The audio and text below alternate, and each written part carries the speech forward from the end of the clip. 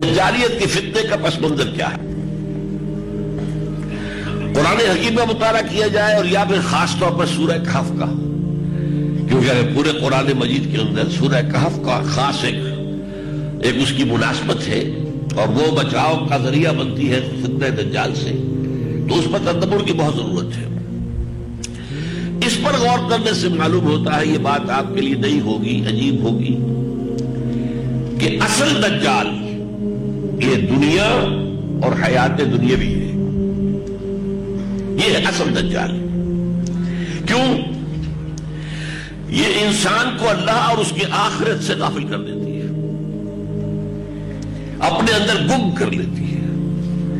کافر کی یہ پہچان کہ آفاق میں گم ہے، یہ گمشدگی کی حالت جو ہے، یہ دنیا جو ہے اپنی محبت میں گرفتار کر کے انسان کو اللہ سے محجوب کر دیتی ہے، یہاں تک کہ دنیا ہی اس کا محبوب، مطلوب اور مقصود جو اصل میں اللہ کو ہونا چاہیے۔ لا محبوب الا اللہ، لا مطلوب الا اللہ، لا مقصود الا اللہ، اس کی بجائے دنیا ہی مطلوب و مقصود و محبوب بن کر گویا کے معبود بن جاتی ہے۔ یہ ہے اصل معاملہ۔ اس دنیا کی رونقیں، اس کی چہل پہل، اس کی تعیشات، اس کی آسائشیں، اس کی چمک دمک، اس کی شان اور شوکت، اور ظاہر بات ہے کہ جتنا جتنا اس دنیا کے حسن میں اضافہ ہوتا ہے اتنی ہی اس کے اندر دجالیت جو ہے شدید ہو جاتی ہے، کشش زیادہ ہو جاتی ہے۔ جیسا کہ ہم میں سے کوئی شخص پہلی مرتبہ امریکہ جائے تو بھوچکا ہو جاتا دیکھ کر، یہ دنیا، اور آپ کو معلوم ہے جس طریقے سے وہ بھوچکا ہو جاتا ہے اسے محسوس ہوتا ہے کہ اصل شے تو یہی ہے، ہم کس چکر میں پڑے ہوئے ہیں۔ یہ ہے وہ اصل جو کہ اس کا فتنہ ہے۔ اب آئیے، سورہ کہف میں ایک عجیب نقشہ سامنے آتا ہے، اگر آپ نے اس پر کبھی غور کیا ہو۔ اس کے پہلے رکوع میں بھی جس کے بارے میں فرمایا وہ دجالی فتنے سے بچانے میں خاص تاثیر ہے۔ ایک آیت ہے ایک ستون کے مانند، آخری رکوع میں بھی اس کا جو نتیجہ ہے وہ ہے ایک ستون کے مانند۔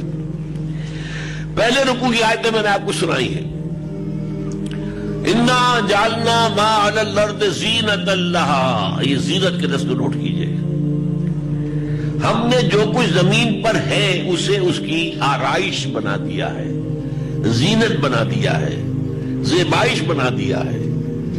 انا جعلنا ما علی الارض زینۃ لہا لنبلوہم ایہم احسن عملا، تاکہ ہم انہیں آزمائیں کہ ان میں سے کون ہے اچھے عمل کرنے والے۔ کسی نے بہت اچھا شعر کہا تھا کہ رخ روشن کے آگے شمع رکھ کر وہ یہ کہتے ہیں، ادھر جاتا ہے دیکھے یا ادھر پروانہ آتا ہے۔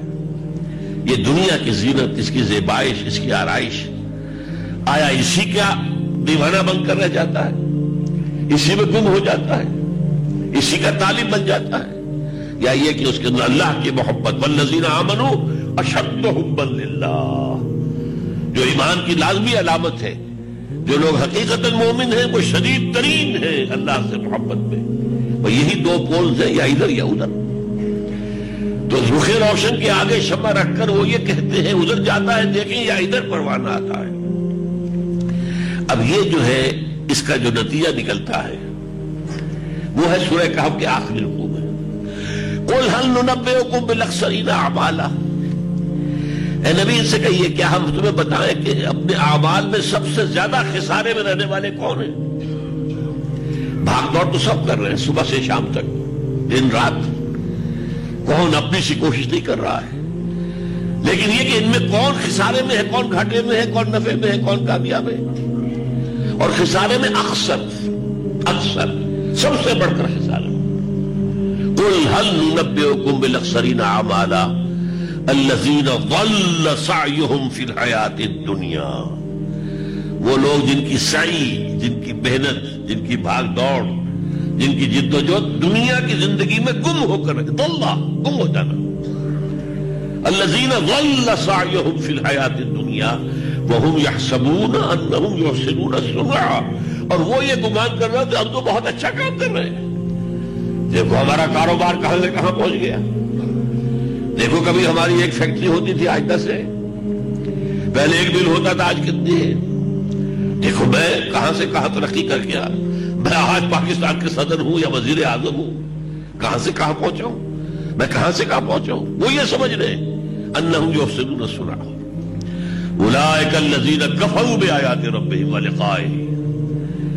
یہ وہ لوگ ہیں جنہوں نے اپنے رب کی آیات اور اس سے ملاقات کا انکار کیا ہے. فحبطت اعمالهم، تو ان کے تمام اعمال حبط ہو گئے. یعنی کوئی نیکی کا کام کر رہے ہو، کوئی فاؤنڈیشن بنا دی ہو، کوئی جو ہے کوئی خیرات گھر بنا دیا ہو، یتیم خانہ بنا دیا ہو، سمجھ رہے ہم نے بڑا نیکی کا کام کیا ہوا ہے. حبطت اعمالهم. اگر مقصود دنیا ہے تو یہ سارے اعمال حبط ہو گئے. حبطت اعمالهم فلا نقیم لهم یوم القیامت وزنا. ان کی کسی اعمال کا قیامت کے دن کوئی وزن نہیں ہوگا. اولئک الذین کفروا بآیات ربہم ولقائہ فحبطت اعمالهم فلا نقیم لهم یوم القیامت وزنا ذلک جزاؤہم جہنم بما کفروا. ان کی سزا جہنم ہوگی ان کے کفر کے باعث. واتخذوا آیاتی ورسلی ہزوا. انہوں نے میری آیات کو میرے رسولوں کا مذاق بنایا. رسولوں نے بتایا تھا اصل زندگی آخرت کی زندگی ہے، جنہوں نے سمجھا یہ نہیں اصل زندگی ہے بابر بیش کوش کہ عالم دوبارہ نیست. تو معلوم ہوا کہ یہ دنیا ہے در حقیقت کہ جو اصل دجال ہے، جو اپنے اندر اپنے زلف گرا گیر کا اسیر بنا کر انسان کو آخرت سے اللہ سے دور کر دیتی ہے. اب یہ تو ہو گیا سورہ کہف کا پہلا رکوع. آخر درمیان میں دیکھیے کس قدر خوبصورت آیات آئی ہوں. حضور سے خطاب کر کے بڑی عجیب بات کہی گئی ہے. جو فقراء صحابہ تھے یا وہاں کے طبقات کے اندر بیچارے گرے پڑے لوگ تھے، حضور صلی اللہ علیہ وسلم بعض مسلمانوں اور دین کی مصلحت کے تحت ان کی بجائے کچھ جو حیثیت والے لوگ ہوتے تھے، جو سردار ہیں اپنے قبائل کے، ان کی طرف توجہ دیتے تھے. یہ ایمان لے آئے تو ظاہر بات ہے کہ ان مسلمانوں کے لیے بھی آسانی ہو جائے گی جو فقراء ہیں جنہیں ستایا جا رہا ہے. لیکن اللہ تعالیٰ نے اس پر روک دیا.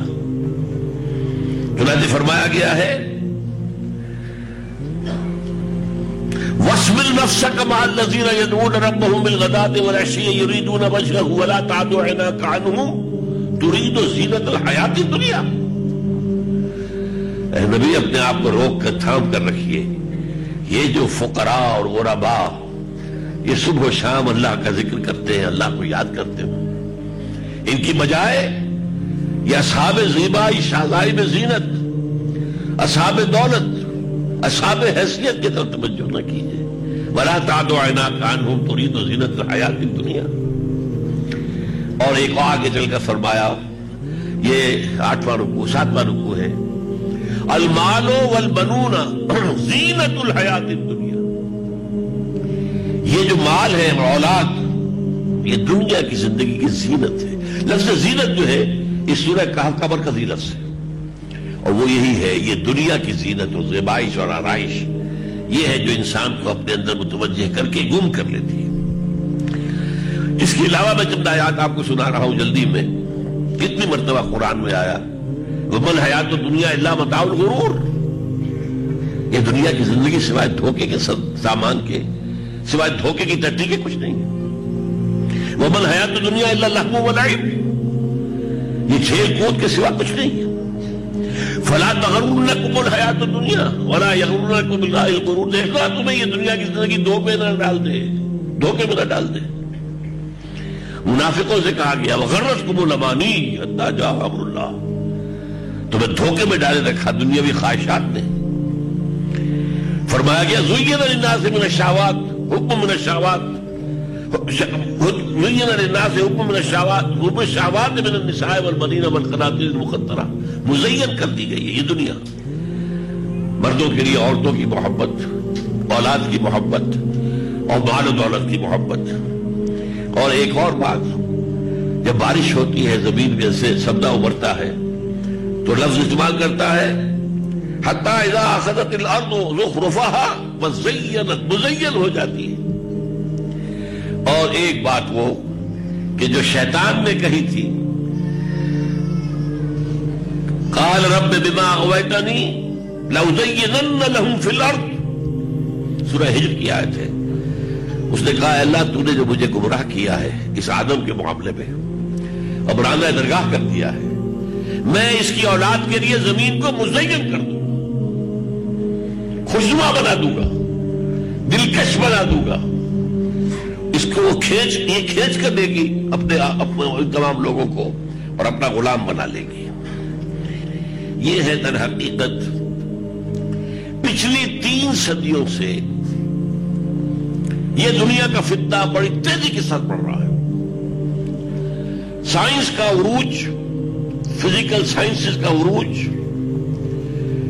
فطرت کی خابیدہ قوتوں کا انسان نے اس کا اکتشاف، پھر کنٹرول، اس مادے کے اوپر جو غلبہ حاصل ہوا ہے، جو نئی نئی ایجادات ہیں، جو آسائشوں کا سامان ہے، جو سہولتیں ہیں، ان سب نے دنیا کی زندگی کو زیادہ سے زیادہ حسین بنا دیا، اور یہی فتنہ بڑھتے بڑھتے جو ہے آج اپنی انتہا کو پہنچا جاتا ہے۔